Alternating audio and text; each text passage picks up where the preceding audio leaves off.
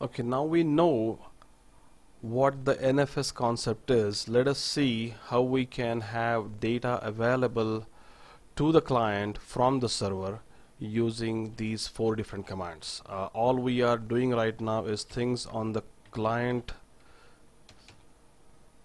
side only. As I already mentioned, the server side configuration is out of scope, so we're going to assume that the work on the server is already done. There is certain directory or directories which are exported for the clients to be imported. We don't actually say imported, but to be mounted on the local machine on the client side. So let us now see one thing at a time. So show mount is a command to do the discovery. Discovery means to find out what has been exported by the client. So let us now see show mount minus E is the option to find out what is being exported, and you have to know the IP address or the name of the server. So I do know in my situation 192.168.1.100 is the IP address of the server, and I'm trying to find out what directories on that server have been exported for the clients. Now here is the list, export list for this server. This is the server IP. Now what is my IP? My IP is right now 192.168.1.4 and 24. That means my net mask is 255.255.255.0. Okay, so that is what my IP address is. So now if you go back to the output of this command, it shows that the export list for this server, and it says that user, temp and OPT. These are the 3 directories that are exported from that server. And here on the right hand side there is some interesting information. It says that the user directory has been exported in such a way that only this client machine can access it, 192.168.1.4. and look at what my IP address is. My IP address is exactly same as this. So this USR directory is exported for me. The temp directory is exported only for another client, 192.168.1.3, and the OPT directory has been exported for what?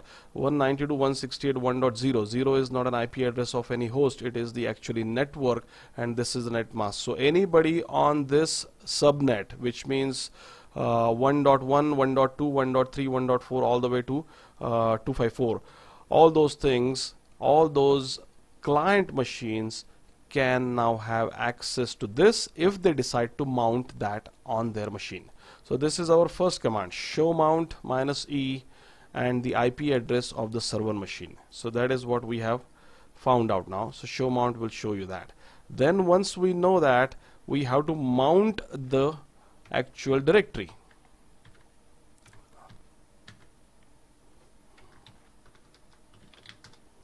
Okay, we have to mount the directory. Now I'm going to create a directory first. Let us say the name of the directory is ABCD, or let us take the exact same example, K. Now this directory has been just created. It is an empty directory. If I go to the K directory, there is nothing in there. But now what I'm going to do here is whatever was exported by the show mount command that we found out, that means the let us say OPT, I'm gonna mount this OPT on my own local /k. So the command for that is the mount command, and the mount command goes like this, mount. The server name is 192.168.1.100 colon OPT, that is the name of the directory on the server, and that directory will be mounted locally on my machine as underneath K. And now I can do it. Now you can see that if I go to the K directory, which I'm already okay, let me log out and log back, not log out. Okay, now you can see that there are 2 subdirectories which were made available. Earlier they were not there, and now they are there. And where are these things coming from? Let us say docs, and there is probably some data there. there is a file called as there is a file called as NFS server setup.